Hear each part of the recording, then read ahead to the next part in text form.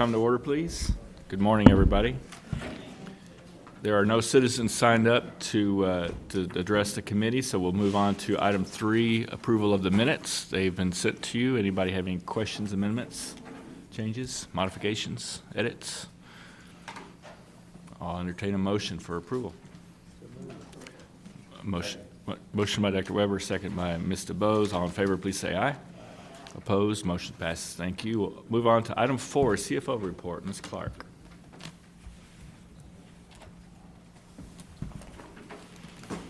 Good morning.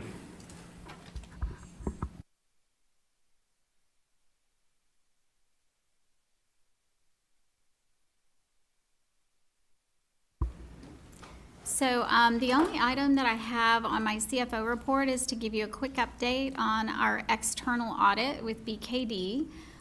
They have been in our offices doing field work since probably the last 2 to 3 weeks. We are unaware of any adjustments to our financials at this point in time. We are still waiting on final information from the state to validate our UC DISH waiver numbers. That should be out early next week or the following week. So we will have that before our audit is finalized for fiscal year 17. So that's our big open item that we're still working through. But we are on track. Chris Clark, our audit partner, will be here to present on December 14th at this Board of Managers meeting. So more to come on that. Okay. Any questions for really Sharon? All right. Let's move on to item 5, please. So we have our October financial report. And this is our first month of our fiscal year 18. So we are in a new budget year. There are, and just as a reminder, when we start a new fiscal year, our income statement is kind of wiped clean. Our balance sheet remains cumulative forever, but our income statement will start fresh. So when we look at our year-to-date numbers here in a moment, it will be just for this 1 month, and it will accumulate for 12. And what happened in September is all of the activity from the income statement got moved into the balance sheet. So we start fresh in October on the income statement. So our statistics for inpatient we had strong admissions for the month. We were about 6% ahead of where we had expected to be for October, and our patient days were about 2.5% ahead of budget. Our case mix, which measures the acuity of the patients that were discharged, was about 3.5% over, which was also reflected in a longer length of stay this month, which was about a little over 4% above budget. Our emergency department visits were right on target. We were 16 visits under budget, so a very close budget. I did want to remind the committee, you'll notice that we were just under 10,000 visits. If you recall during my budget presentation, this is the first month that we are kind of revising the count methodology. In the prior year, we had been counting visits a little differently than we're going to be counting this time forward. Now we have gone back and restated all of the years on the graph so that they are comparable. And so I just wanted to remind you of that fact. But we did come in right on budget for ED visits. as well as urgent care visits. We were actually 2 visits under that, that budget. And that number was 4,686 urgent care visits. So still a very busy month. Yes, I'm sorry. Visits being restated. So, as we evolve and we start comparing ourselves to outside metrics, there are industry standards in the way that we have traditionally been counting things, in the way that some of our industry standards, the way that the industry dictates that we should be counting, what you should be counting, what you shouldn't be counting. And we discovered that in the prior years that if there were some adjustments to some patients' accounts, or even sometimes if a late charge posted, that our system would pick that up as a visit, which was not correct. And what that resulted in is when we restated it, it was somewhere between a 7 and an 8% reduction of the total visits. So instead of 100, the new count for fiscal year 17 is about 117,500 visits for FY 17. What we had presented in the old methodology was about 128,000 visits. So, and that's a cumulative 12 months. So what we've done is if we go out and we compare ourselves to other healthcare systems, those numbers now should be comparable in the way that we are counting ED visits. There's lots of different ways that you can count ED. You can count the total number of people that walk in to the ED and sign in, but this is a more recognized way of counting ED visits. But to make sure they are comparable, we have kind of gone back and, at least for this presentation, restated them for the last 3 years. So we were or were not counting everybody who walked in as a visitor? We were not.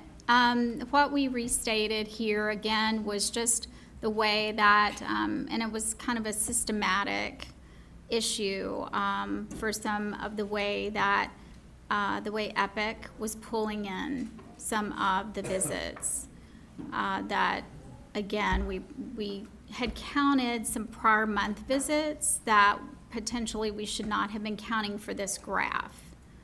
Again, and I don't mean to get into the details, but even with patient days, just like with ED visits, there's probably a good 6 different calculations that I can give you for patient days that are completely correct. They're just using different definitions for patient days. So I just wanted to change over to the way that we were externally reporting ED visits to be more comparable to the way that most people report externally ED visits to this committee, so y'all could start thinking in those numbers. Well, and I'm certainly on board with making sure that we follow, have comparable methods to compare to other hospitals and organizations. But if there's a reason why we were doing it one way, it's useful to keep that metric. It'd be useful, I mean, I don't need a long recitation of every little thing, but like the top 3 differences that make a difference, that there's a reason for us to do it the old way or maintain. And I think the main reason for the change is, honestly, the staff in my department are getting better at digging in and really finding out, okay, what is in some of these counts and how are we gathering the data? Another reason that we're really digging in is with the implementation of the cost accounting system and bringing in some of those comparables. Are we, we have been looking at these definitions with a lot more scrutiny. as we pull this in. And we're gonna be talking about productivity here with a contract in a little bit, and especially with productivity. Are we counting and looking at this key statistic in a similar way? So, all of that is just us tweaking that and making sure that we have what I feel like is the best representation of what I consider to be a key volume indicator for that department. Thank you. When you count the emergency department visit, and then you have a 72-hour rule for inpatient stay, is that gonna mess up your indicator or anything like that? So the emergency department visits, I'm gonna try to repeat your question and see if I understand it. Because the 72-hour rule for observations, those visits are not included in this outpatient emergency department visit count that we're looking at on the top left. So, what that is included in is the observation cases statistic. So, if you are an observation case upon discharge, that is what makes you an observation case on this statistic page versus an inpatient discharge. Did that answer your question? Okay. I just want to make sure that we, Yeah, they're not double counted. All of my statistics, as far as when we look at it, are typically based on the billing discharge status. So, you know, it's not, you don't triple count a patient if they came in from the ED, happened to be in observation, and then got admitted. thank you. So, on the observation cases, we were down about 8.5% from budget. Invasive labs were 12 cases under budget, or just over 1% for the month. But well up from our volumes from August and September. Both inpatient and outpatient surgeries were down about 7.5% from our same budget for October. And our psychiatric services, our patient days were about 2% over budget. Our clinic and psych was under by about 30%. And we had budgeted for some changes in the psych area that have not been implemented yet. And I will be reporting back next month on where we're at with some of those changes. However, we were above quite a bit from August and September. We still did maintain at 2,200 clinic visits there in psych. And ED, for psych, we were up about 3.5%. And with partial hospitalization, we were down by about 8%. Our rev cycle statistics, our cash on hand remains about 218 days, and our accounts receivable days fell to 51 in October. I did change up our FTEs per APD slide and went ahead and put it on this slide. We had a favorable variance this month. It's 5.62 FTEs worked and paid compared to a budget target of 5.8 FTEs. And you can see our total FTEs paid are just over 5,600. I simplified that. That graph was getting really busy, so. And our payer mix slide has not significantly changed either. Our connection, we have increased our enrollees by about 150 this month, and you know, it's leveling off at about 41 thousand. I will say that as we approach December and the ACA enrollment, we do expect that to dip down a little bit, although no one can predict exactly what's going to happen there.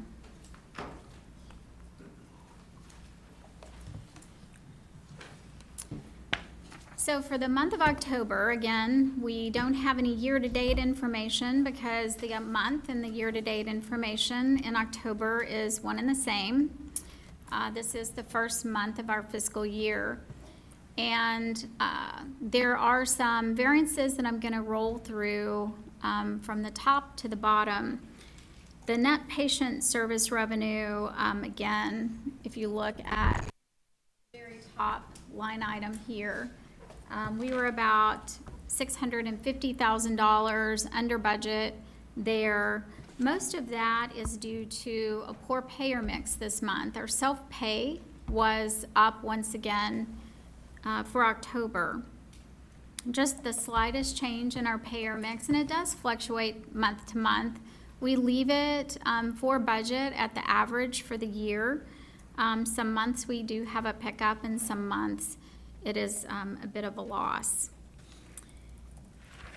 The next big change here is in our salaries compared to budget. Again, if you remember from our FTE per APD slide, we did have an overage in our patient days, so a lot of our inpatient areas were the drivers of the salary overage. However, we did flex our staff well. For the month, we were at a 5.62 FTE per adjusted patient day. So that was favorable when you looked at it on a volume adjusted basis. The one thing that is highly unusual is the benefits number. And on that line item, we had $890,000 overage this month. That is due to our employee benefits. You know, if you look back over this calendar year, we had about 4 months of extraordinarily high claims from our employees who have elected our self-insured health plan. This month, we had 3 claims that were in excess of $300,000. Those are 3 very high claims, and you know, it was unfortunate that it started in October, but hopefully November, December, January, those will trend and even out, and we'll just have to wait to see. We do accrue for those, but those were high and unusual. So, Karen, I had a question after you and I talked yesterday about the net patient revenue. yes. And the number is down because of self-pay, right? A lot of self-pay patients. Now, are they still? Is it because we're writing that off because we know they're not going to be able to pay? It's still receivable until we know whether they can or cannot, right? So the way that we reserve our accounts, and this is probably a good education for the committee. So if you look at our payer mix graph, let me erase that. It's like, what is that red stuff on? If you look at our payer mix, this is kind of the revenue. This is by charge what comes in through the medical center for the month of October.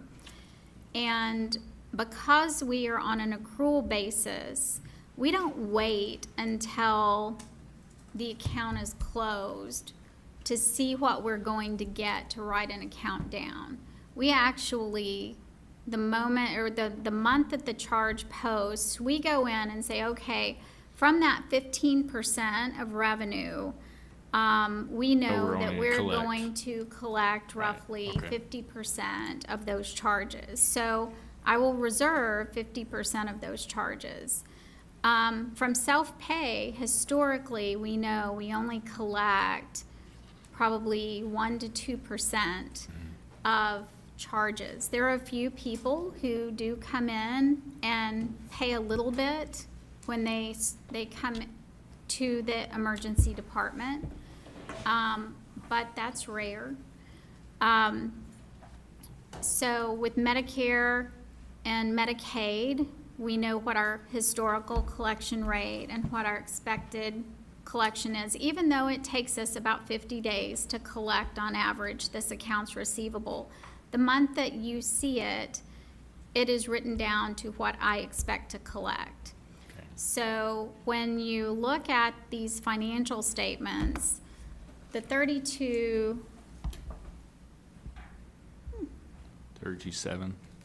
yeah, the 32,761 is, there's a gross charge number, which is much larger. And that's the cash that I expect to collect from this month's activity.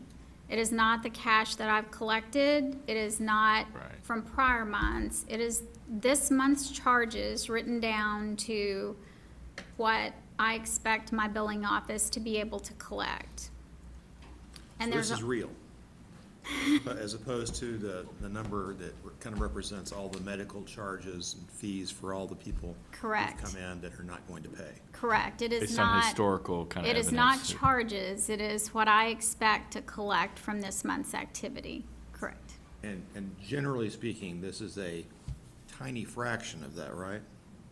We expect to collect about 15 to 16% Okay. of total charge on any given month. Okay. Well, hold on, 15 to 16% total charges for what group? On average, All groups All on groups. average. correct. Okay, That's so- just my weighted average collection rate on my gross charge. So if I look at all of the groups we had before in your pie chart, Mm-hmm. the Medicare, Medicaid, if we go back to that, that's going to be what percentage of the charges? So you have, this is On together. Medicare and Medicaid, and you're testing me here, but on Medicare and Medicaid, I might collect somewhere, depending on inpatient or outpatient, I might be at 45% of charge. On some commercial plans, I'm able to collect 60%. On others, it's closer to the Medicare rate of 45. So again, it's just the 15% is an overall weighted average when I finish with that. So self-pay is less than 5% easily. Oh, self-pay is closer to 1% Right. collection rate. And commercial is going to be, I guess, the best? It will be the highest. And what percentage will that be? Is it 80 or 50? That's or- 60, didn't you say? 60 would be probably the highest in that group. Commercial, you could actually break into 2 or 3 different components. There's a commercial group, which you and I would consider traditional commercial. And then there's also the ACA plans that are, I believe the ACA plans are in the Medicare managed care. So, I don't have to think about those. So yes, the commercial is going to be at a higher contracted rate. And then, just to round out the conversation, the connection is what percentage? This just helps me to kind of get a The handle. connection is effectively a self-pay population. That is the self-pay population that we have qualified for the connection plan. So they would also qualify for primary care, prescription coverage. But if you added the connection and the self-pay together, those are effectively the unfunded patients within the district. Right. They do have a very small copay structure, but it might be $5 Right. for, So it's also very visit. low, yes, and we're being generous to say very low. yes. Right. And So it's, self-pay is a misnomer in the industry. Self-pay, and I'm not trying to be I- mean or try it, self-pay and no pay or little pay is pretty much the equivalent. When a lot of people who are not in the healthcare field will say, well, self-pay, oh, that's the individual self-paying, and that's not the case. no, It's a and no pay. also, you know, in the commercial and the managed care, Medicaid, Medicare, managed Medicare, you know, those are some of the commercial plans, and I do believe the ACA gets directed into here as well. So you are talking about some very large patient deductibles. Right. And co-insurance amounts that have to be met. Those are not redirected into the self-pay pie, slice of the pie. So your primary insurance bucket is defined by, you know, all of your account is in that commercial, if you're commercial. So if I happen to have a $10,000 deductible and I have an inpatient stay here, that $10,000 that I may or may not pay is still going to be in my commercial collection rate. It's kind of this theoretical world.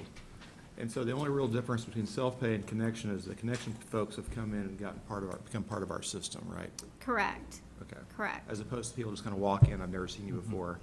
Yes. We hoped we might see some money, but more likely. Yeah, and our self-pay typically enter through our emergency department is emergent care, Okay. so. Well, thank you. I just have to once in a while stop and say, do I? Great education for all of us. That was a good lesson. I'm happy to ask all the stupid So, questions that anybody Sharon, wants. before we, so you reconcile that over time, right? I mean, if it turns out to be 15.1% or something, it reconciles over the course of the budget year. That is my largest management estimate, and that is probably the one area that BKD spends the most time on. So when you have Chris Clark here next month, you should probably, as a committee, ask We're him gonna about spring that. it. Don't let him know we're gonna ask that. Let's spring it on him, see if he knows. It is a very large and risky part of my job. How we estimate that, how we collect on those accounts, and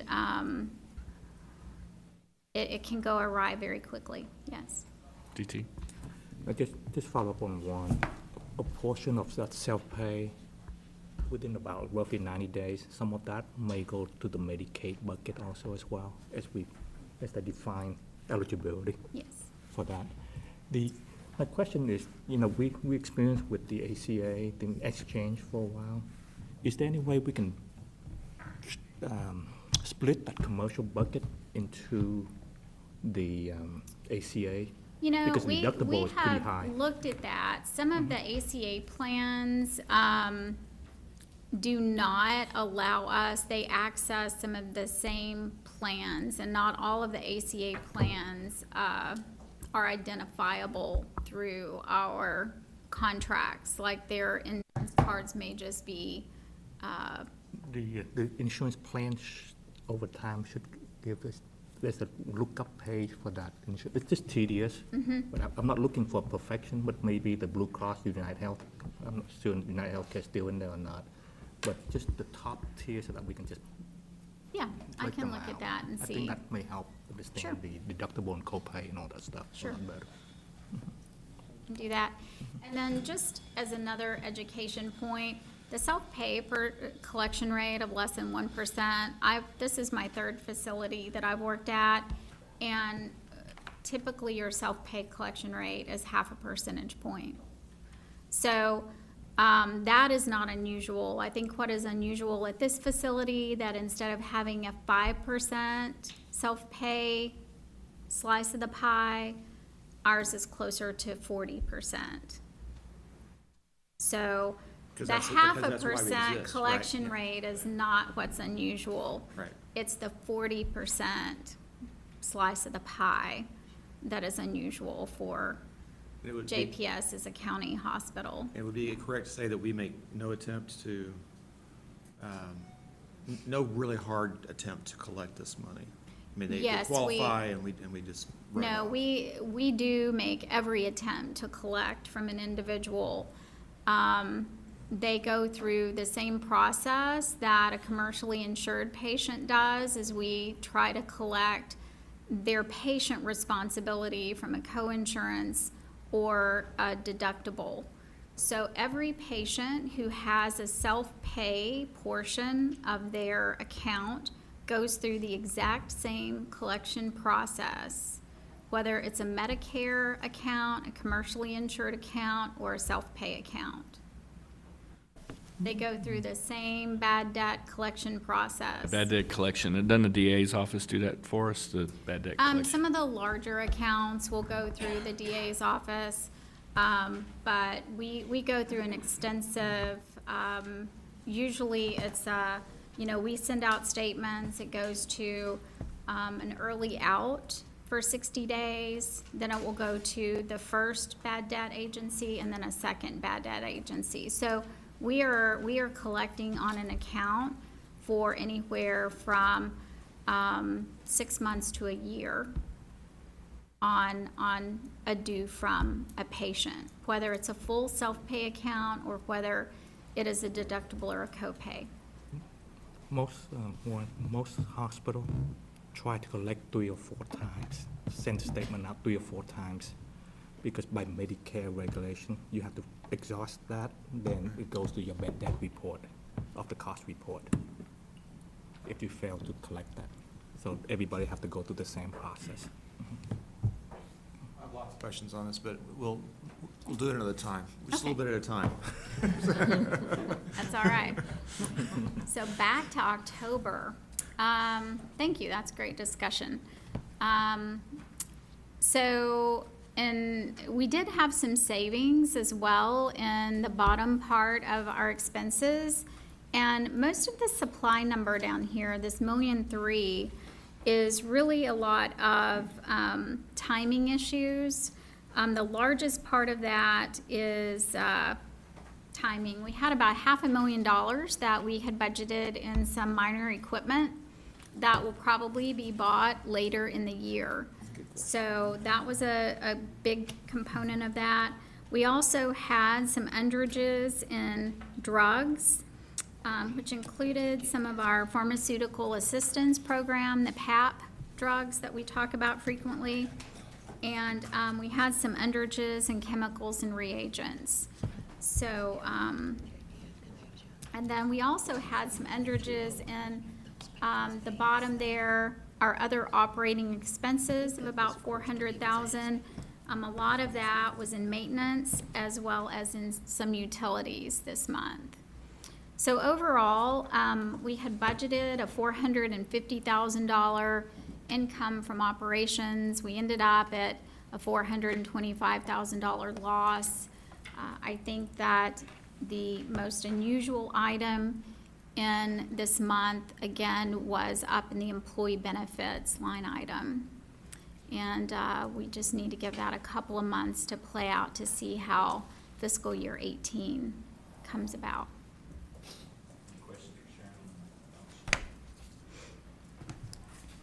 Sharon, Yes, sir.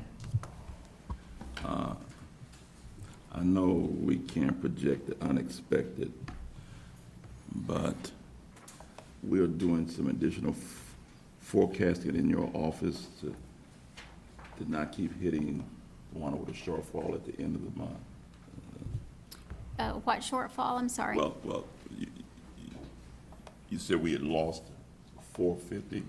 Yes. We had lost $425,000, the loss from operations. Is that what you're asking Yeah. about? Yes, sir. But last month, didn't we have a loss also? Last month was a bit unusual for September because we had kind of closed out the year. And so when you looked at September, we had quite a few year-end entries. But without some of those year-end entries, it would have been a loss from operations. Yes, sir. I guess I'm asking is forecasting that up the road, how do we balance out? I guess that's what my concern is in future months is, or is that what we can't forecast? Well, right now, I'm hoping 1 month does not make a trend with the employee benefits issue that we had this month. I'm hoping that those unusually high claims do not reoccur. And, The other kind of large shortfall that we had was up in the net patient service revenue because of the payer mix and the slightly higher self-pay revenue that we had this month. And those are cyclical. They go up and down each month compared to budget because we try not to change our payer mix assumption for the 12 months during budget because that would be difficult to try to track. So my suggestion is let's wait through November and December and see what happens to the payer mix. And I know that from a benefit standpoint, we've just finished our benefits sign up for our calendar year. Our benefits are not on a fiscal year. Our benefits are on a calendar year. And we have made some benefit changes to our health plan that will help encourage people from kind of moving into from our select to our choice plan, which hopefully will help reduce some of that self-insurance costs in our health. But we will not see any of those savings until January. So, you know, if you recall during the budget process, I think there was close to $1.5 million budgeted in that benefits line item that won't hit until January. So that's kind of my response to those two line items. The payer mix I'm not as worried about because it does fluctuate month to month compared to a fixed mix on the budget. And then on the benefits, the claims this month were concerning, but the plans that we had budgeted for do not take place until January. They're not implemented until the calendar year. Okay. Then, Mr. Chairman, I need to ask the legal counsel a question. I thought somewhere in our rules, policy and procedures, that whenever there's a shortfall, that the chairman of the finance committee writes a check. I think I'll take that under. I'll check on that for you. Mr. Nguyen is our Is that a new motion? chairman. Mr. Nguyen is our new chairman of finance. so. Is that $425 or $425,000? 1,000. May I ask a quick question on the benefit? Because, you know, sometimes toward the end of the year, you usually have a lot more stuff going on because they already met the deductible and they want to do it. But for unusual cases, it should hit the stop loss. Should we look at that real quick to see, do we adjust our plan benefit correctly? So that as they renew for the next year benefit, we hit those targets? Yeah, we've talked about that before, too. It's a $500,000 or Yeah. something. For the employees, so typically, and I may be speaking a bit out of turn, our stop loss is $500,000. We kept $500,000 for this year. And the cases that typically get into the stop loss, and we don't have a whole lot of cases that get to that point. Those are typically not elective cases that people are like, hey, it's close to December and I've met my deductible, so I'm gonna go in Go for it. because I have, you Right. know, my ESRD is right there, so I'm gonna go get that elective procedure. These are really sick individuals that, you know, some of them are premature, you know, they're not all employees. These are individuals that are covered under our employee benefit plan. So there's families, spouses, as well as employees. So you kind of have to think of the entire population. Not a cost benefit analysis on should we lower that not deductible, the dollar limit and the cost of what that insurance is. But the insurance plans are looking at that as well. And the 500 was the sweet spot and where we needed to stay this year. So, and it is per claim, I believe. It's not per individual. So, you know, there's just not that many claims that go over that $500,000 limit.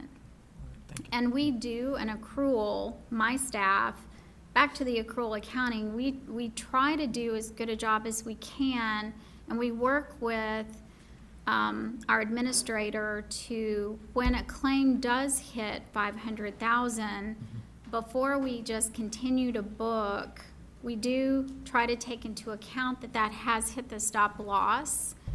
And, you know, we try to show that limited health plan expense on the financial statements.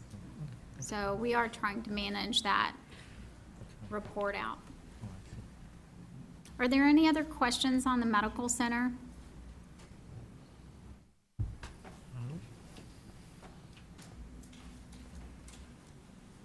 Okay. So a claim this month. It is good to be in a new year for a claim. I have to give, when I was speaking with the Acclaim Executive Committee, I want to give credit to both Karen Cruz, who is the financial person over Acclaim. She really managed the budget process, and all of the people within Acclaim who filtered up, and we have a great budget, or actual results compared to budget. So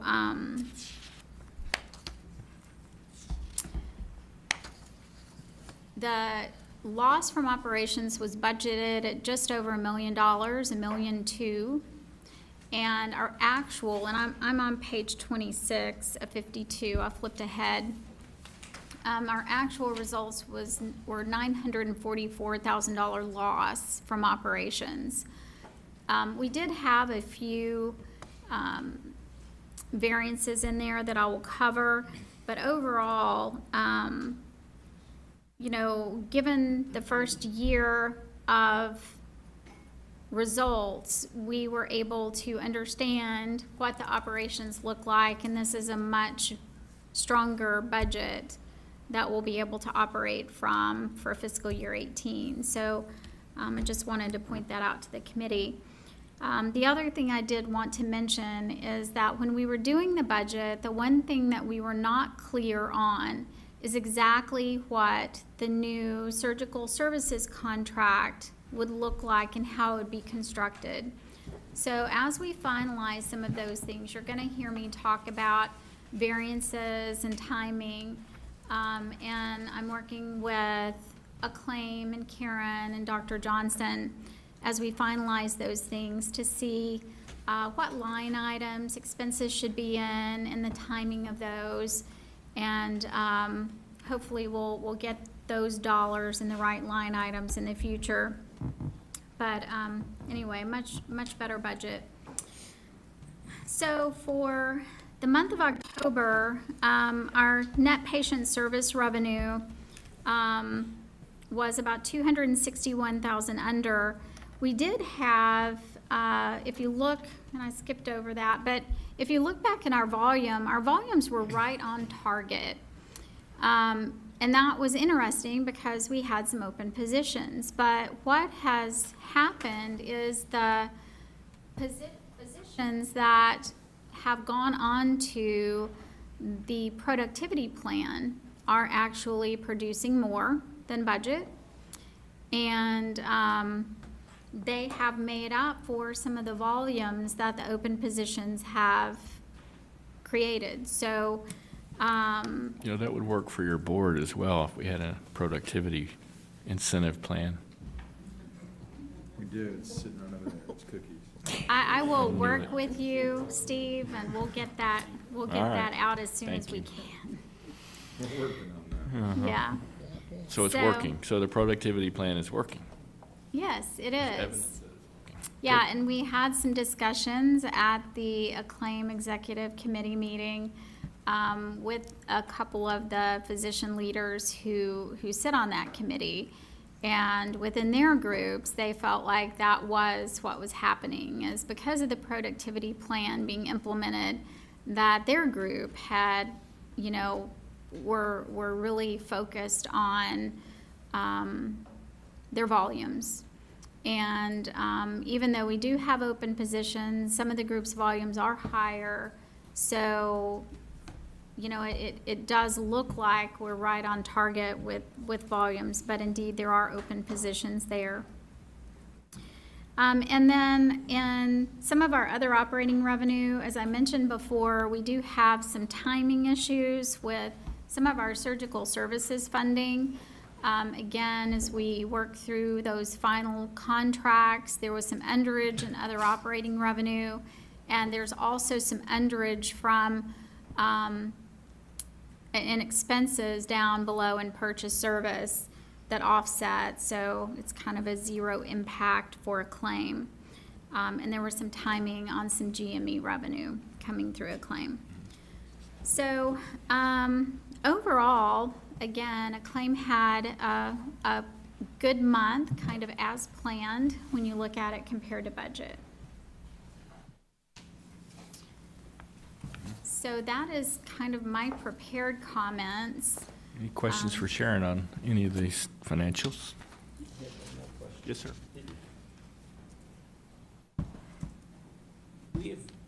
We have heard here that the left without being seen rate, this is a statistical thing. Years ago was 20%. It's now been dropped down to 3 or 4%. Stays usually in single digits. What's the numerator and what's the denominator? Because now with all the finances and visits, I've gotten confused what the bottom should be. I thought it was just based on people walking in the door. It would be your left without being seen rate. And again, remember, there's not just one statistic that we ever track. There's one statistic that I report to you on a monthly basis for our board report. But there are multiple statistics that each and every department will track. So the left without being seen is the number of people that come in to the door and I believe are sign in at the front to be triaged. And that would be the denominator, the number on the bottom. The number on the top are the people who actually make it back to the room. And, the difference there is the people who left before they got called back into a room, right? They just left on their own. They either decided they felt better, they were going to go to their doctor in the morning, got tired of sitting there. They made a personal choice not to wait to be seen. So, and that's more of a manual tracking of, on a daily basis of who walks in and then who makes it into the back at the end of the day. I think the question I had is when you talked earlier, you talked about your count was based on discharge, from the discharge. If the patient comes in and they're seen in the ER and then they're moved to observation, is there a count for them going through the ER at all? Yes, we also have an inpatient ER Right. statistic as well. Yeah. So- I kind of got a little confused when you said, well, it's based on the discharge. We don't double count, but I couldn't see how the person coming into the ER would be seen and then being admitted that ER visit wouldn't count. But at midnight, if they were inpatient, they would be counted as an inpatient. But the ER visit, when they came in earlier, would be a part of the ER statistic. Yeah. Okay. That's kind of, when you said it earlier, I thought, oh, okay, all right. So yes, if you look at a patient's bill in that scenario, they're gonna have they're gonna have ER charges, they're gonna have an observation charge. And if they're in observation for, 20 hours and then they decide, okay, you do need to be admitted, then they're going to have inpatient charges. So, but when you're sorting patients and when we begin to look at cost accounting reports, we will sort those patients based on their discharge criteria. And in my example, that patient would be an inpatient. So, okay? Thank you. Motion to accept Ms. Clark's financial report. Motion by Mr. Nguyen, second by Reverend Emerson. All in favor, please say aye. Opposed? Motion passes. Thank Thank you. you. Are you up for the first two contracts? I am. All right. We'll move on to item 5B. Your name's not on them. Oh, it should have been. Mm-hmm. Okay, it's all right. Hey. I can do it by myself if I need to. So, the first contract that we're requesting approval for is for EHS, or Invigorate. They allow us to expand what we started a couple of years ago to the full house for productivity solution, all the way for every department. The cost of the contract is $1,386,000. It is budgeted for in professional fees for fiscal year 18. And I can go into as much detail as we need to. If y'all have any questions. Is this something that finance manages or HR? So finance does manage the productivity, and the way that we do this is, and let me explain the process to you a little bit.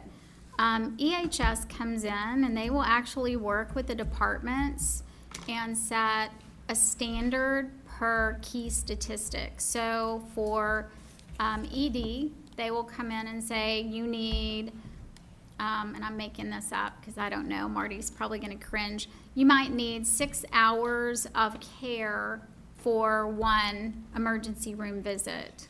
And it's by levels, it's much more complex than that. But, and then we will, in finance, we have downloads from our time and attendance system, and we'll also get statistics, and we'll match that up. And on a daily and biweekly basis, we will calculate the standard, what we should have worked versus what was worked. And those reports will be available to the managers for staffing and, you know, hopefully on a daily basis and on a biweekly basis. So as they do that evaluation process, then at some particular time, we get that report back as to what was discovered or what the findings are, or what the recommendations are. Yes, we can definitely bring back, you know, at key dates, what EHS has found and report back to the committee what we found. EHS has gone through the process. I think they started in 2015. They did quite a few of the ancillary outpatient areas, and they've already done quite a bit of work in some of our support areas. So what we plan to do with this next phase is bring them in to work with the outpatient areas that they have not seen, as well as the entire nursing division and all the other support areas that they have not seen. So all departments across the medical center will be looked at. Yeah, because it just seemed to me, maybe I have it, when I read this, I thought maybe I got it wrong, but that I'd see that this also will have an impact to me on the employee engagement scores. You know, the way that EHS comes in, You know, some of the productivity engagements that I have been involved with is much more about benchmarking, and this is what you do, and this is your benchmark. EHS comes in with kind of a different approach. And they sit down and actually look at where you're at now, and it's a longer-term plan. So we will be working with Bill, the operations team, to set these operational standards. It's not just a go in and here is your productivity goal. It could be a 2-year process. You know we need to have productivity. We know we need to set a standard for ourselves and establish some sort of labor standard for each and every department. What a labor standard does is it's not only to staff down, but also, especially like in the ED, when you have volumes that are climbing as quickly as we had them climb for the last 12 months, it also allows those directors to recognize, okay, there's a whole nother FTE in here. And it also speeds up that process to be able to staff appropriately. So, you know, I don't see a productivity engagement as negative. It does cut out extra labor, but it also identifies minimum staffing levels for departments that, you know, just always have to have 2 or 3 there at any given time. But it cuts out some of the noise and efforts that, you know, you have to go through for FTE approval. It's just a proven methodology that if the volume is there, this is what you need for labor. So then, it also then supports reduction or increase in budget presentation. It does. Okay. All right. So I guess my question is, we're going to spend this kind of money, then I would hope then that we would be committed to following the recommendations that so often we do these type studies, and then we don't go along with the recommendations, and then it hits us in the face down the road.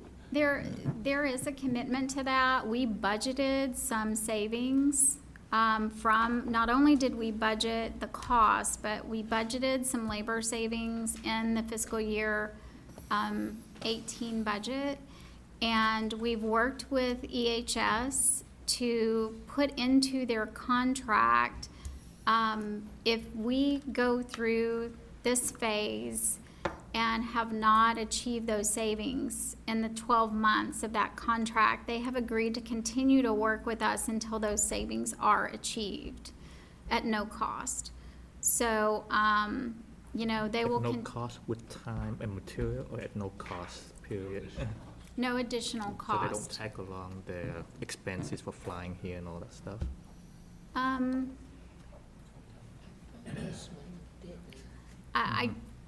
I'm not sure if it's, I understand no cost for the labor, but the cost associated with flying everywhere and coming in and stay at lodging and all that stuff, is that the cost we bear or they bear? We bear that. yeah, I That's would why not we're out. assume that the lodging would be included, but they have agreed not to charge us their time in continuing to work with our departments to continue to identify. Could you help me understand? I know a few years ago, this may predate you, the initiative with, I didn't finish my question. after getting back from Virginia Mason for the Lean Six Sigma concept. And I know we authorized to hire a group to go in for Lean Six Sigma. How is that? And is this the way that you can measure to see the effectiveness on that side so that we can have a better accounting and spending, or are they going to 2 different parallel tracks? And would that be confusing for the staff and the leadership when you have 2 initiatives running on? Or one may be terminated already, so I just want to get clarification. Yeah, I don't think that this initiative would have anything, I'm not real familiar with the one that you're speaking about, but this would be a totally separate initiative. And you know, I don't know that we would be able to piggyback specifically with EHS to do two things at once. Because one is to streamline operation, I mean, the standard Six Sigma stuff, to flow and all that stuff, right? And I with think this one, that's, may be confusing. But if this is the tool that you need for accounting, for finance, I mean, I'm all for it. I just want to make sure that, are we overlapping, or are we doing something conflicting that make, there's so many initiatives, I don't want to confuse the staff also as well. I don't think that staff is, that was your decision support. I don't believe that, and I remember Kathleen's department working on that, but I don't think that a decision support group is still working on those initiatives. We have, the efforts that we currently have, when we looked at Lean Six Sigma, and we actually took your words to advice and counsel, and that is be very cautious with a Lean Six Sigma program, that you inundate the entire organization with it. So when we got in and looked at Lean Six Sigma, we began to look at its effectiveness.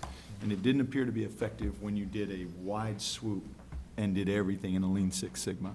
So what we tried to do is take that decision support team, reduce those efforts down, and use them more in a SWAT team type effort. And that is, where we knew we had problems, go in and use a Lean Six Sigma protocol and procedure to fix the challenges. The process that we had previous to that is, let's train everybody in green belts, throw them out into the organization and see what they find. That didn't seem to be very effective. So now, I can't speak to the detail of your question, and that is, are we overlapping? I don't think we are, because I think they're different programs used for different purposes, and which initiated your comment, and that is, how effective are we, and can we guarantee that we're going to listen to those protocols and procedures afterwards? And I think Sharon probably answered that, in that, yes, we are. But there still is a Lean Six Sigma component to the organization, but it's not the blanket or sort of net approach that we were doing. And I think that's a smarter way. Now, to the conflicts of this and Lean Six, I couldn't Let me address phrase a No, that. different question. well, and EHS does bring in, part of their push is they do bring in their subject matter experts as part of the process. That's who they are and what they do differently into the department. So I'm sure process improvement is a big part of that. When you guys did the, I guess, go through the RFP process and due diligence process, is there any comparable hospital system that they're working that is the size of ours, or makeup of trauma and all that stuff like I us? know they've worked at Denver Health, and I believe Grady in Atlanta. Okay. And I know they have statistics. They may be working at Parkland, because they had some information when I last talked to them from Parkland. So you're comfortable the metrics will reflect what we have? Because our place is a little bit more complex than a regular hospital. That's why their approach is lean, in a way, to use that word. They look at us individually, Okay. and they look at our plant and how, the age of our plant, how it works. So they make their recommendations based on how we operate, we're looking for efficiencies, which could be different than Grady or Denver Health. So as Sharon stated earlier, it's not just that, here's your target, get there. That could be a dissatisfier for employees. This is a way to get there over time through a proper plan. Okay. Who would manage what department would manage their work from our point of view? They would want someone from the clinical area with a nurse background to be part of their team, and one of my analysts. And I will say that when this started for nursing, it always kind of upsets your staff a little bit, because they have to ask, what are you doing, and how do you do that? So, yeah, it will impact staffing, because, and as you ask, folks immediately kind of start saying, well, I better make sure I tell you everything.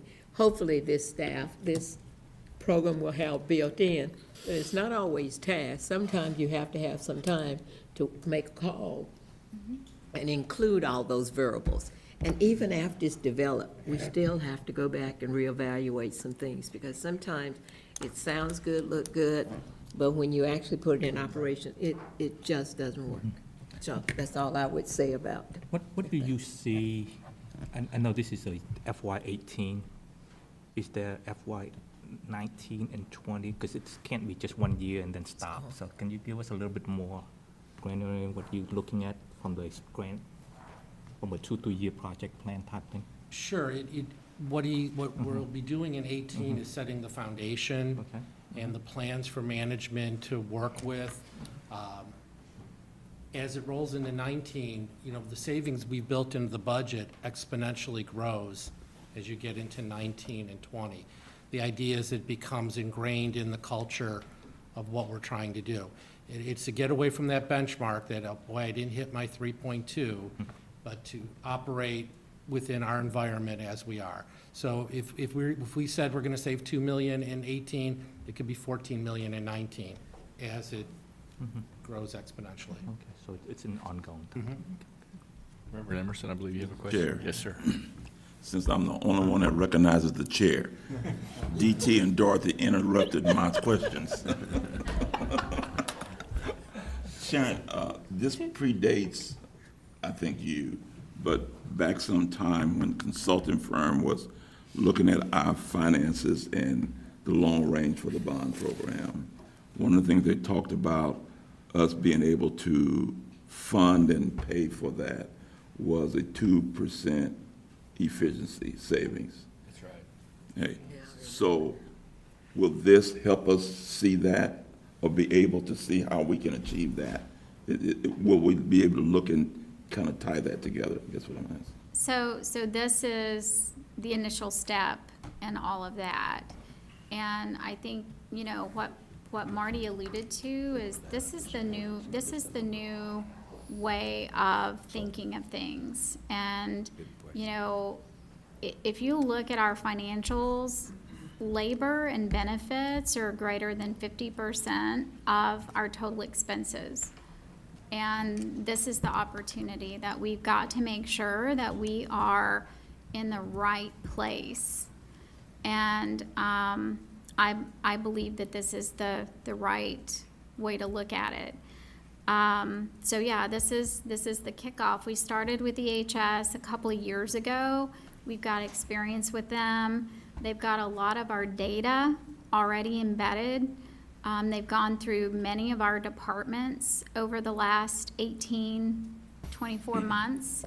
And one of the approvals that we will be asking for, along with the contract approval, if you've looked at your agenda, is the impracticality exception, because they are already here and they already have so much of our data for us to lose what we have already established with all of the departments that they have already gone through, and to completely start over would be a huge loss of time, as well as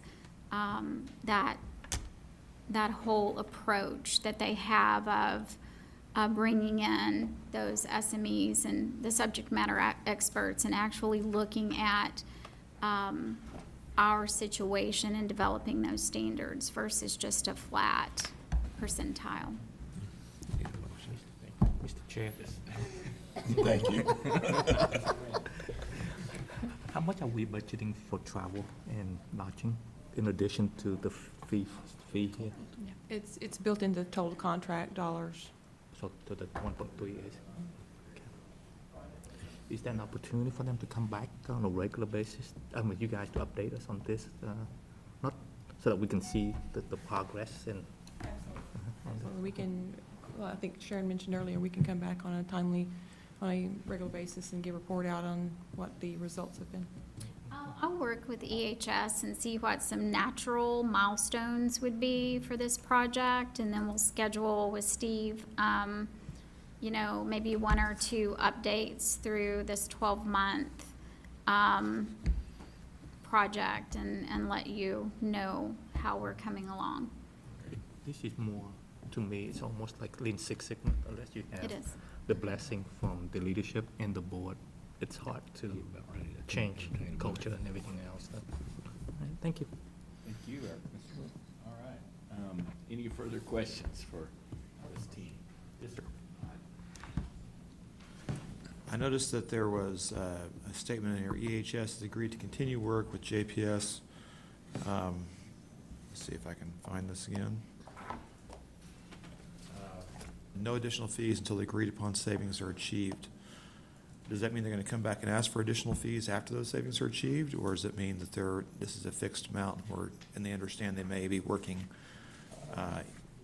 more than they want to? They may be working more than they want to, and that was back to DT's questions about, well, are they gonna waive all the travel as well? I don't think that their intention was to waive their travel, but they will not be charging for their staff time. The initial contract is for 12 months worth of work to cover the departments and help them through kind of the processing. If we don't see the savings that were intended, they have committed to us that they will continue to work with us until we get that amount of savings. But, Is that reflected in the contract? Yes. Yes. Thank you. so they've been good partners. Okay. Okay, any further questions? I'll entertain a motion for approval of this item. Motion by Mr. Nguyen, second by Dr. Weber. All Mr. in Chairman, before you call for that, I want to be sure that the motion reflects that they are approving this as an exception to the bid statute as well as approving the contract. Thank you for that clarification. Is that acceptable to the motion? Second. All in favor, please say aye. Aye. Opposed? Motion passes. Thank you. Item C. It's me again. You again. The contract you have in front of you again is, I'm being pretty expensive today. You are the CFO. Just saying. I don't ask often, right? We have a $400,000 capital cost as well as a 5-year contract that is about $300,000. Excuse me, about $300,000 a year for 5 years. This is for Strata. If you recall, a few months ago, we brought to you cost accounting, and you approved us to move forward with Strata for that. We have been looking at our budgeting software, and currently, we pay about $75,000 a year for a budgeting software, about $20,000 a year for fixed assets, and very soon, we're going to have to upgrade our budget software to the tune of about $50,000 more. So as you look at that $310,000, if you approve this contract today, we're already paying for certain softwares that are already close to $163,000. So this is not all additive. But as we looked at Strata, we also wanted to look at their entire suite of financial reporting. Their budgeting is strong. They also have a capital management piece of software for purchasing. They also have what we would be using for the productivity and labor reporting as part of this software. And then it's an overall decision support software. And I think the largest benefit from a house-wide is that pretty much any financial reporting that is needed for managers and directors, they're gonna log on to one single source. So they're gonna be budgeting, they're gonna be doing their cost accounting, they're gonna be doing their productivity, they're gonna be doing everything within Strata. So that is our request today. So it'll be a single vendor, single data source for financial reporting. And this also is requested as in practicality, since the interfaces are needed for any of the prior purchases with Strata. And it would void our maintenance agreement with the cost accounting system. The warranties under those agreements as well, yes, so. Is this the I'm sorry, Mr. Chair. Yes, Mr. Nguyen. Is this the old EPSI, or is it a different one? EPSI went to all scripts. Okay, so this is not that division. Do you guys have people with that skill set in place yet? Yes. So you're not really concerned about their high turnover rate? Yeah, I got a great staff, fully staffed. I have one opening I'm recruiting for today and one on the budget for later in the year, as these modules start to have life, so I'm very confident. Can self-sufficient. One of his staff members is actually, used to work for Strata also. Okay, good. Thank you. Well, if we buy this system, will any of the other systems that we bought, because we have a lot of systems coming through here. So will this allow us to eliminate some of those and some of their maintenance fee? Not just what you've said, but some of the other that, every time IT come in, it's a big dollar and we hear some of the same things. So I'm trying to make So, sure. I can't speak to the other,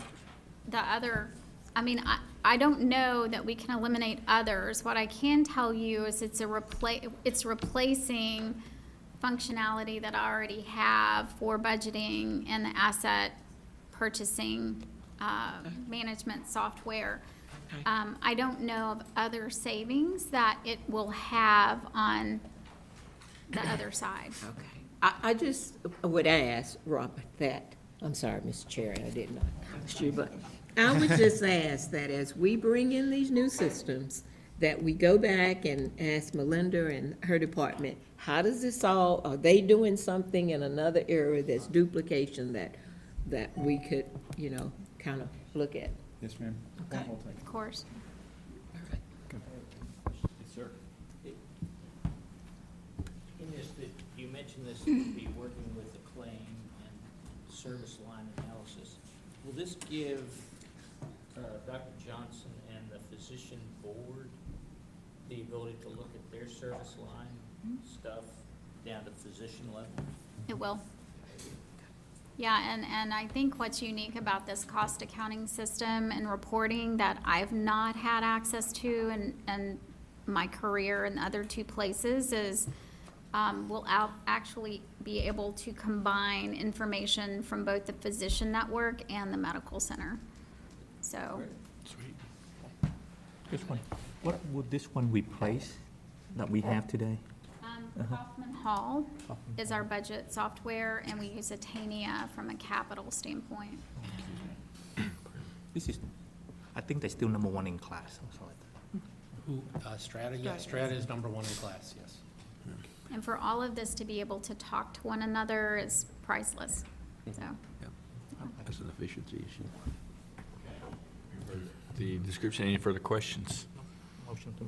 Motion by Mr. Nguyen to approve it, second by Reverend Emerson. Again, All- you're approving both the exception as well as the contract. I'm sorry, but I need to say that, so. Yes, as clarified by council.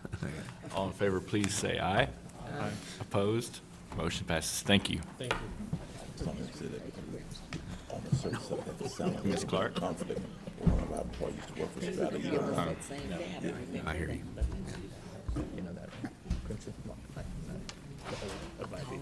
Good morning. Good morning. So I've got three different agreements. I will point out at the start that they all generate revenue instead of increased expense, just to make that clarifying So you're statement. saying you're different than the CFO. You're not increasing cost. And actually, there's some understand. I'm revenue. just There's some asking revenue you. in some of these here, yeah.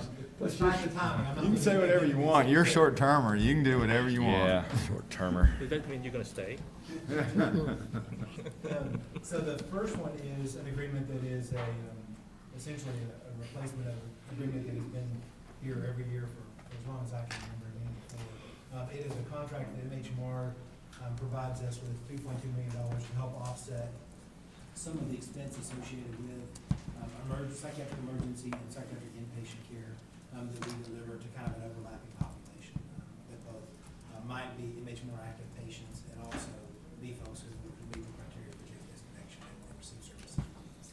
Any questions for Wayne? Entertain a motion for approval. Motion by Reverend Emerson. Second by Dr. Casey. All in favor, please say aye. Aye. Opposed? Motion passes. Thank you, Wayne. How about item E? Yes, so the next item is a contract that provides Yes, sir. Sorry. That little light flashing caused a lot of anxiety there, I think. So the next item is a contract, again with MHMR of Tarrant County, to provide $5.7 million in revenue. These are specifically, we've talked several times about what we were all internally at least refer to as the LCA beds, the beds that are a flow from the state through MHMR to us. They help provide local compensation for local capacity in lieu of access to the state hospitals that went away several years ago, that kind of ever decreasing trend line of us being able to access North Texas State Hospital system for our civil commitment patients. So this supports in large part Trinity Springs North, the facility that we opened up. It pays for currently 28 of those beds.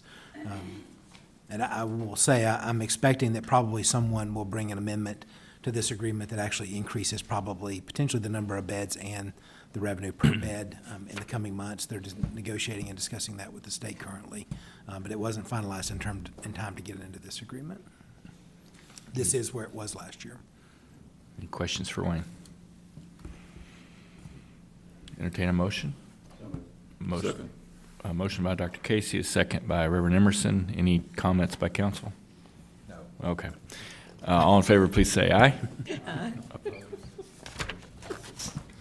Thank you, Wayne. How about item F? Yes, sir. The final one is a much smaller amount. This is $85,000 for the year to help support a staff member here. MHMR received a grant from the SAMHSA administration. There was, I think, 16 of them awarded nationally to develop and enhance outpatient-assisted treatment, which is the more formal term used for involuntary outpatient commitments. And so this is to try and demonstrate concept and gain some experience in actually having people committed to outpatient care as opposed to the commitments that are inpatient, which we often talk about. So this is for those individuals who may show up in the hospital, do great in the hospital, stabilize, we send them home, and they immediately, for whatever reason, don't adhere or engage in their treatment after discharge. They deteriorate and they come back. And so we're trying to target that group of individuals. It is a collaborative project with MHMR, the probate courts, and JPS, and they fund a staff member to help identify those people most in need of outpatient-assisted treatment and coordinate communication back and forth for those who receive care in both systems. Okay, questions for Wayne? We have a motion by Dr. Weber. Second by Dr. Ziegler. Any further questions? All in favor, please say aye. Aye.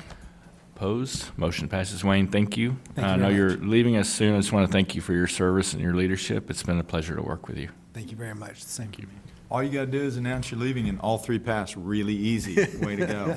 I didn't know. Yeah, I mean, exactly. maybe somebody else will try that as a ploy. No. Item G. Pia.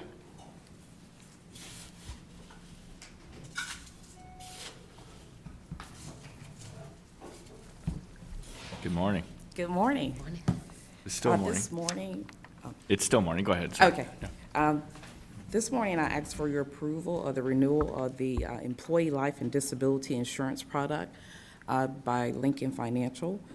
We did go to RFP for this product to match and compare to the market relating to this product. And we did come back with a cost, with Lincoln Financial being the best cost to the organization.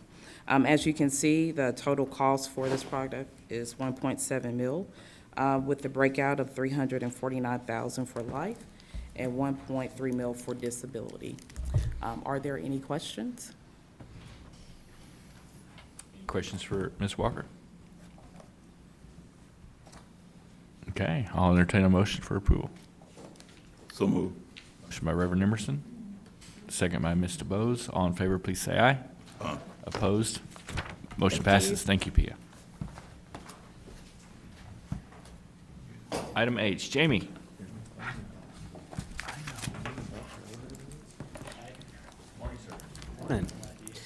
I'm here to present for your consideration and approval the purchase agreement between Tarrant County Hospital District and ThyssenKrupp Elevator. We have 48 elevators in 6 buildings that require preventative maintenance. Our current contract is nearing expiration. As a result, we issued an RFP and we received three responses. We've been pleased with ThyssenKrupp Elevator Service with their elevator maintenance and repairs since 2013. We're asking the committee to consider our recommendation of awarding this contract to ThyssenKrupp Elevator Incorporated and to approving this purchase agreement for elevator preventative maintenance and repair. Okay, you've heard Jamie's description. Any questions? Yes, sir. What was the variation in bids? If I'm not mistaken, I believe TKE was the lowest of the three responses. I don't know offhand exactly the range in dollars, but I can certainly look into that and get that to you. But if somebody's been serving us well for some time and it's a 5% savings, then I probably wouldn't have a squat with that. But if it's half the amount, it's a lot of money, you know, for 48 elevators and for work that's being done. So I'd like to know what the difference is. If it's half the money, then that's different from 5%. Do you have any idea? I don't know offhand. Arthur Elgin is here with us. Arthur, do you know? Would you mind coming up to the podium?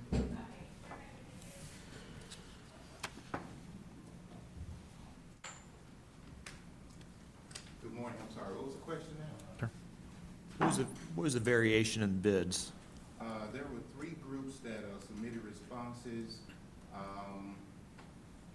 The closest bid to ThyssenKrupp, I think there was about a $200,000 disparity between those two. Essentially, ThyssenKrupp's number was the same as it was our previous contract cycle, so they essentially kept their maintenance agreement cost the same as what we currently have.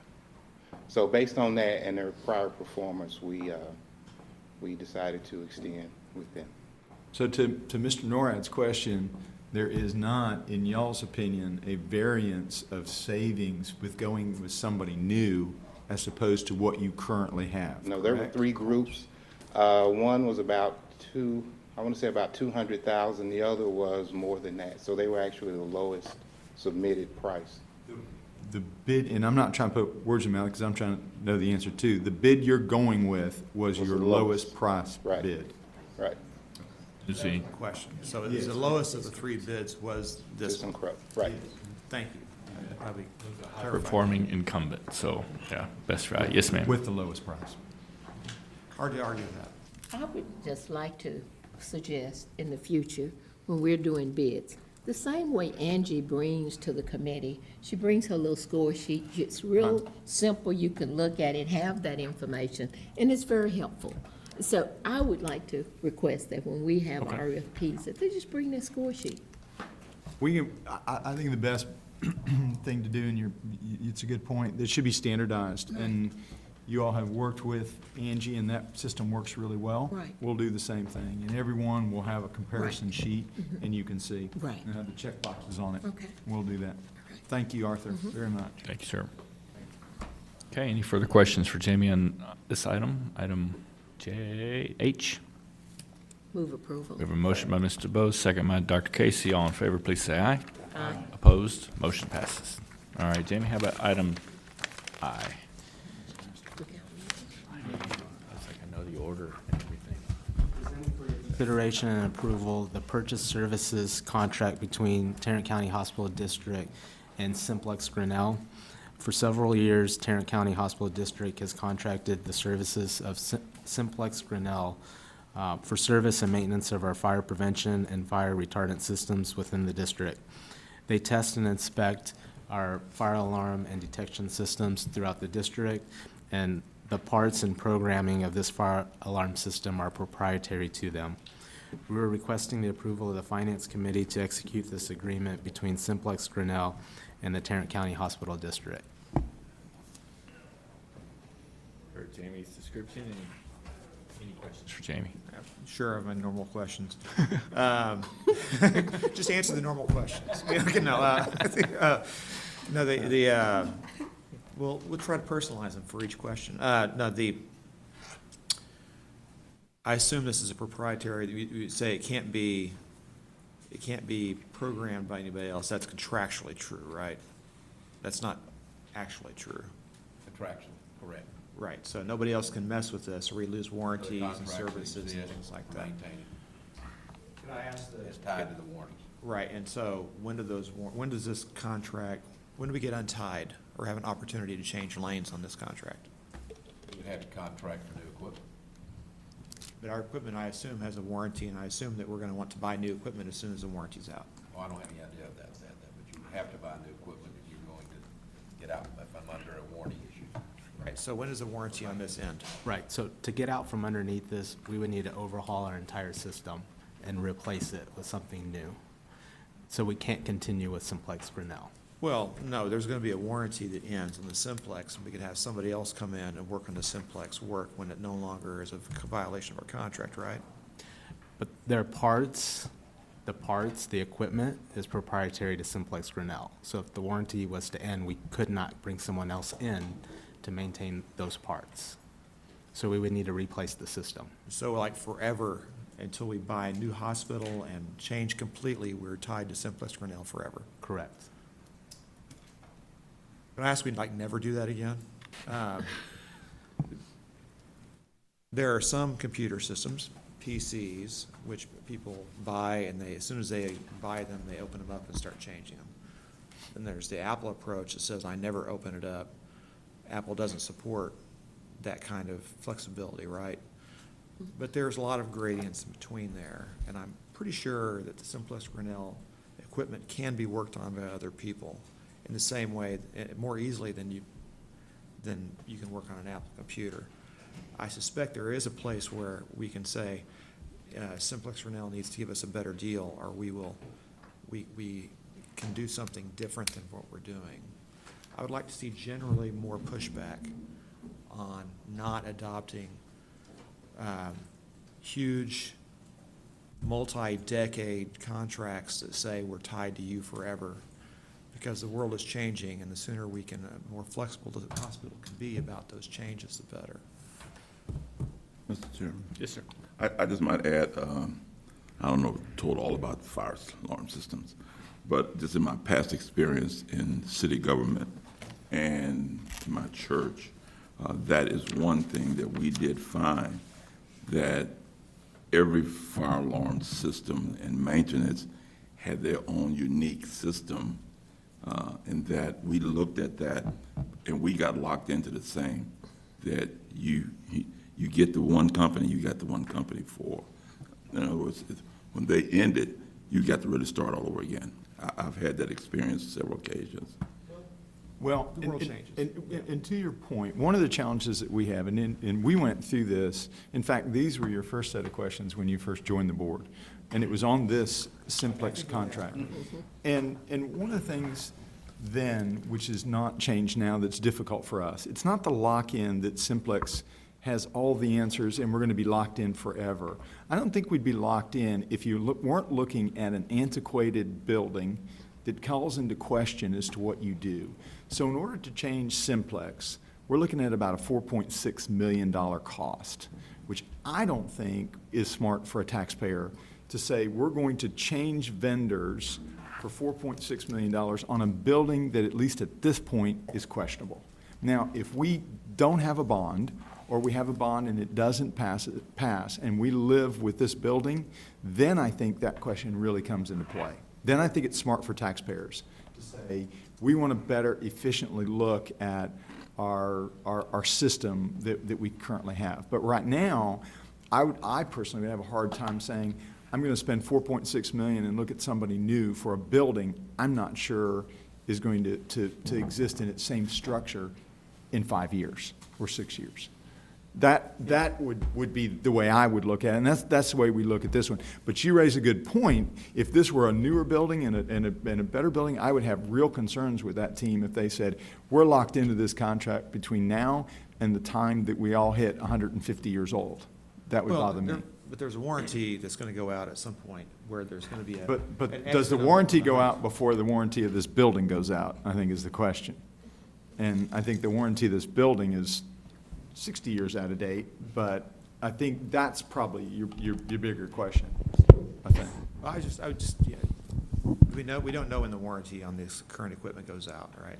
I mean, there's gonna be, there are punctuated points. Exactly. Where it's time to relook at that. And I guess that was that first time that when I came on board first time. So if next time that we have that jump, we probably ought to look at actual changing of the equipment to the new thing. If it's gonna be irrespective of whether we get a new bond or not, maybe that happens next year, maybe that happens 5 years from now. I don't know. I know what goals are, but I don't know what's gonna happen. So, anyway. And your point, yeah, and I'm not arguing your point. I think your point is good, and I think it would be a point that would be very strong if you weren't debating the current structure of this building. And again, if the building stays and nothing ever happens and there is no bond, this argument is most viable, I think. All right, thanks. Any further questions for Arthur or Jamie on this item? On this item? So this motion will have two components. May I have a quick question? Somebody want to interrupt? Is this the latest system that we have from them? I don't want to get caught in a system that they sunset, and then they're gonna hike up the price in that year type thing, so. It is the latest. If not a year or 2 years ago, they came through and did an upgrade. So it's among the latest systems that they have. Okay, thank you. Okay, I'll entertain a motion. So moved. Motion by Reverend Emerson, second by Mr. Bose. All in favor, please say aye. Aye. All opposed? Motion passes. Thank you, Jamie. Thank you, Arthur. Council, you have a couple of comments? I do. Under your process of contracts negotiated under $200,000 for the month of October, there were 21 contracts. That list is posted on your website. Earlier she had to leave early, I had announced back in July that I was implementing, in addition to my internship program in the summer, a clerkship program for second and third year law students. And Meredith Liverpool was in the audience. I was going to introduce her, but I'll have her come back. But she has an interest in pursuing a career in health law, and so she has started with us this fall. Great. I'll introduce her at a later date. I mentioned to Chairman Montgomery as well as to Robert that I wanted to make a comment if Robert didn't object, which he did not. I am blessed to be a member of the what is called the Baylor Oral Health Foundation, which is now the Parallel Foundation in support for the Texas A&M University School of Dentistry in Dallas.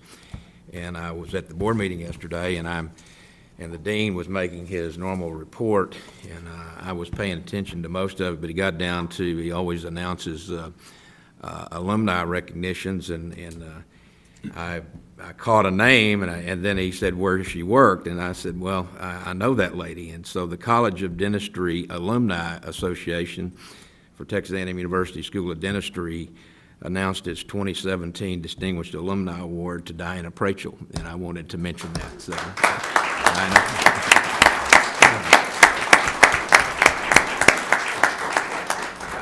the dean was extraordinarily complimentary of your support, of the continuing support of the dental hygiene program at the college and the university. So. Is she an Aggie?